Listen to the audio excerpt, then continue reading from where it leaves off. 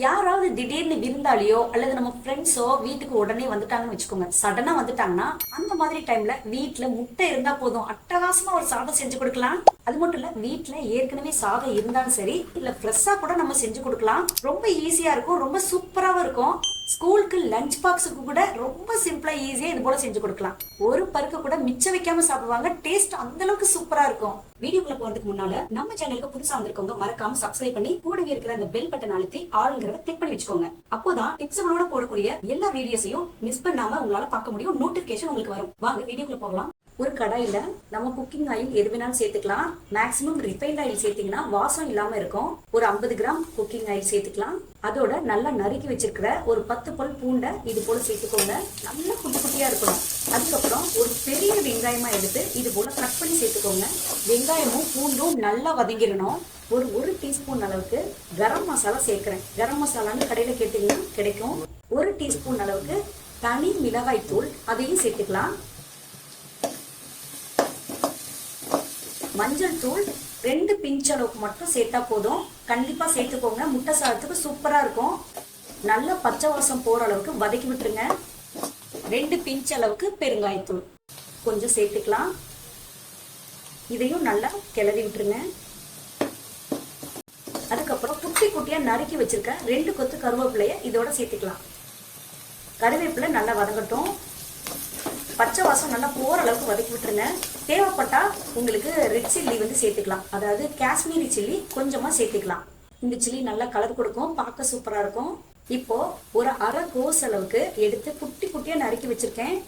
இது போல இதை சேர்த்துக்கோங்க. கடையில செய்யறது போல சூப்பரா அட்டகாசமா இருக்கும்.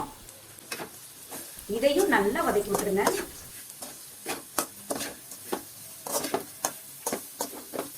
இப்போ தேவையான அளவுக்கு உப்பு சேர்த்துக்கலாம். சாதத்துக்கு நீங்க ஏற்கனவே கலந்துட்டீங்கன்னா இது கலவா மட்டும் சேர்த்துக்கோங்க. இல்ல சாதத்துக்கு சில பேர் உப்பு சேர்க்க மாட்டீங்க, அவங்கெல்லாம் சாதம் போடும் போதோ அல்லது இப்போவோ சேர்த்து மிக்ஸ் பண்ணிக்கோங்க. சாப்பாடை ஏற்கனவே செஞ்சுட்டு இது போல ஒரு பிளேட்ல பரப்பி விட்டு அதுல கொஞ்சம் எண்ணெய் ஸ்ப்ரே பண்ணி தனியா ஆற விட்டுருங்க. அப்ப நமக்கு உதிரி உதிரியா கிடைக்கும். ஒரு 5 முட்டை எடுத்திருக்கேன். அதையும் இது போல உடைச்சிட்டு சேர்த்துக்கோங்க. இப்போ நல்லா கிளறி விட்டுறலாம். முட்டை ராவா இருந்தா பிடிக்கும்னா லைட்டா கிளறினோடனே அடுத்த பொருள் சேர்த்துக்கோங்க.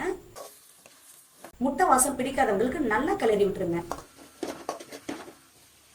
தேவையான அளவுக்கு மிளகுத்தூள் சேர்த்து நல்லா கிளறி விட்டுருங்க.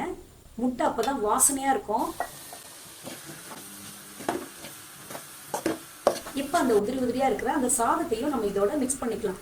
சாதம் குழஞ்சிருந்துச்சுன்னா அந்த சாதத்துல செய்யாதீங்க, அப்புறம் ஃப்ரைட் ரைஸ் மாதிரி இருக்காது, கூழ் மாதிரி ஆயிடும். ஸோ நல்லா உதிரி உதிரியா இருக்கணும்.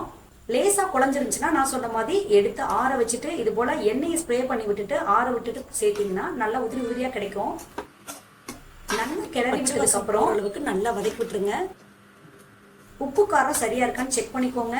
இப்போ தேவையான அளவுக்கு கொத்தமல்லி இலை தூவி இறக்கலாம். இதுக்கு வெறும் டொமேட்டோ சாஸ் மட்டும் இருந்தா போதும், ரொம்ப அட்டகாசமா இருக்கும். இந்த ஃப்ரைட் ரைஸை வீட்டுக்கு வர்றவங்களுக்கு மட்டும் இல்ல, நம்மளோட குட்டி ஸ்கூல் லஞ்ச் பாக்ஸுக்கு கட்டி கொடுத்தீங்கன்னா ரொம்ப விரும்பி சாப்பிடுவாங்க. ஒரு பருக்க கூட மிஞ்சாது, சூப்பரா சாப்பிட்டு வந்துருவாங்க. இது போல சிம்பிளா செய்யக்கூடிய நிறைய ரெசிபிகள் நம்ம சேனல்ல இருக்கு. டிஸ்கிரிப்ஷன் பாக்ஸ்ல சில லிங்க்குகள் தரேன். உங்களுக்கு தேவையான வீடியோக்கள் நிச்சயமா அதுல இருக்கலாம். மறக்காம போய் பாருங்க. இந்த வீடியோ பிடிச்சிருந்துச்சுன்னா மறக்காம லைக் பண்ணுங்க. உங்க ஃப்ரெண்ட்ஸ் அண்ட் ஃபேமிலி கூடயும் ஷேர் பண்ணி விடுங்க. தேங்க்யூ.